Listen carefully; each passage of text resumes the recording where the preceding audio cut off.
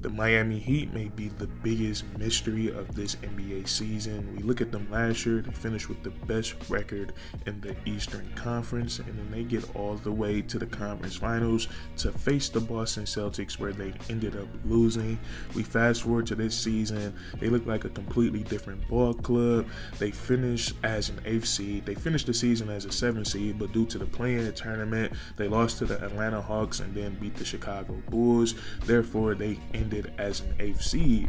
And we look at the Miami Heat, it's really hard to pinpoint where their struggles has come from. They ultimately brought back the same roster. They did lose PJ Tucker, and me personally, I'm a big fan of PJ Tucker because I feel like he's exactly what you would want on a championship team, a guy that does all of the dirty work and he enjoys doing it. But they lost him. He went to Philadelphia this season, but other than that, it's the same exact roster.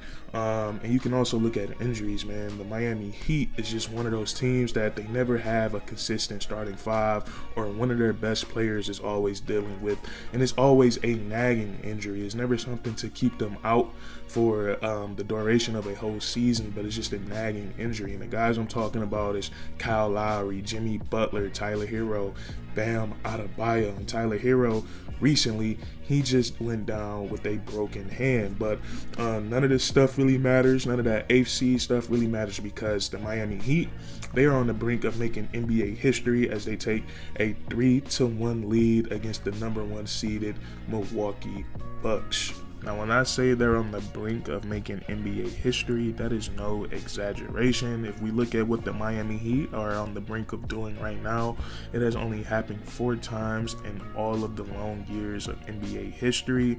Only 4 times has an 8th seed knocked off a number 1 seed in the first round of the playoffs. And I believe the last time it happened was in 2011. The Memphis Grizzlies knocked off the number 1 seeded San Antonio Spurs. So when we look at this series and we look at how we got here and how the Miami Heat has been able to dominate this series, there's probably a bunch of different stories that you're hearing right now. I know Milwaukee Bucks fans are probably saying we haven't had our best player for a majority of this series. They basically didn't have Giannis in game 1, 2, and 3, and then he makes his return in game 4. So they're probably saying that if we had Giannis in all of those games, this series is looking differently. But me, as a basketball fan, and I've been watching all of these games, I just like to chalk it up to the Miami Heat. They're simply outplaying the Milwaukee Bucks. And I just have to say this, we look at this Bucks squad and we take away Giannis Antetokounmpo, and I know that's taken away a lot because he is literally one of the best players in NBA history, but this is still a very talented and deep ball club. And we could take last night, for example. We look at Brook Lopez, who's probably the 4th or 5th best player on this team, and he goes out and he scores 33, 35 points, and he grabs 10 plus rebounds. So when you can get that type of production from your 4th or 5th best player, that's insane. So the Miami Heat, they're still going up even without the Bucks having Giannis Antetokounmpo. The Milwaukee Bucks is still a tough team to defeat. So I think the Miami Heat, they deserve all the credit in the world for being up 3-1 against these guys. And we look at the basketball side of things and how the Miami Heat are winning this series. You would think it would be because of their defense, and that's what they've been known for over the last 3 or 4 years. Their tough, physical defense, really in the entire history of their franchise. It's always prided defense and physical play. But so far in this playoffs and so far in the series, it's really been a phenomenon what the Miami Heat has been doing, because right now, or I should say coming into the playoffs, statistically, they were ranked as one of the worst offenses in all of the NBA. And we get to the playoffs and it's the complete opposite. As of right now, they've been the best offensive team in all of the NBA. And I want to look at game 3, and I think game 3 is like the biggest evidence of that claim of how great their offense has been. So they had 6 players in double figures, and they had Jimmy Butler with 30 points, and then Bam Adebayo scored in double figures, Max Strus, Kyle Lowry, Caleb Martin, and Duncan Robinson. Duncan Robinson had 20 points in game 3. So a bunch of guys with Tyler Hero being out, that's so much offense for a team like the Miami Heat to be missing, but so many different guys have been able to step up. And so I just feel like the Miami Heat, they have guys playing their roles on both the offensive and the defensive side of the ball. We have Highsmith coming into the game just to be another body to throw at Giannis. And that's another thing I noticed watching this Miami Heat team, man. They're not the biggest team. Their center, Bam Adebayo, he's probably 6'8". The most we can give Bam is probably like 6'9". But they show no fear at all when it comes to guarding Giannis Antetokounmpo. They're very physical with him, and they make him work for every point and every rebound. So I feel like everybody on the Miami Heat, they're doing their job and they're playing their role to the best of their ability on both the offensive and the defensive side of the ball. So when you're able to do that and you have playoff Jimmy, you're going to be able to make some magic happen. And we're going to get into how well Jimmy Butler has been playing in the playoffs this year, because it is truly crazy. I think he's been the best player in the postseason so far, and it's not even close. Now, since Jimmy Butler has become the number one guy, I feel like we see this every season from him.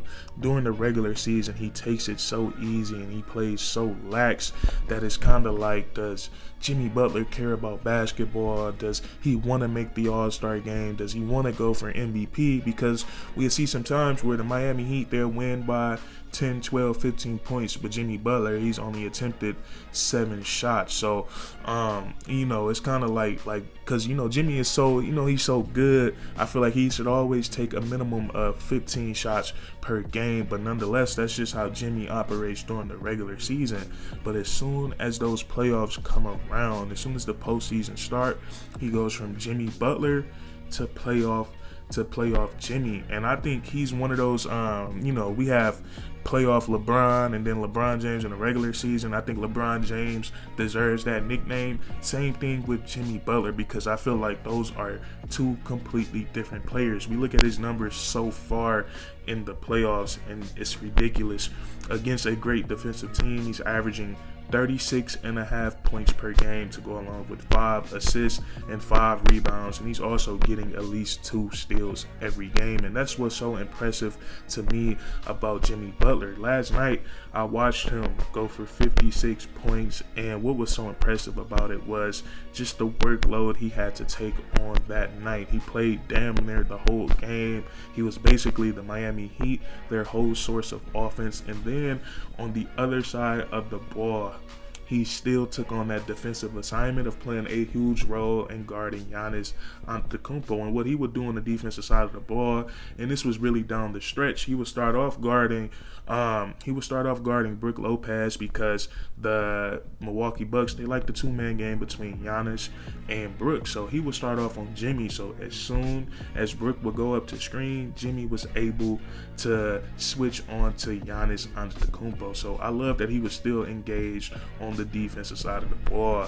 And offensively, it was really spectacular to watch, because he's scoring from all 3 levels. You can add a 4th level if we want to add the post. So he's really scoring from 4 levels, and then you add a 5th level if you count the free throws that he's knocking down at a very high clip. So if we talking about 3-point scoring, mid-range, and then finishing at the rim, and then you add post work and you add the free throws, we could say that Jimmy is scoring on 5 levels at an all-time clip right now, and it's truly amazing. Does not take many threes in the regular season at all, but when he gets into the playoffs, he cannot miss from behind the 3-point line.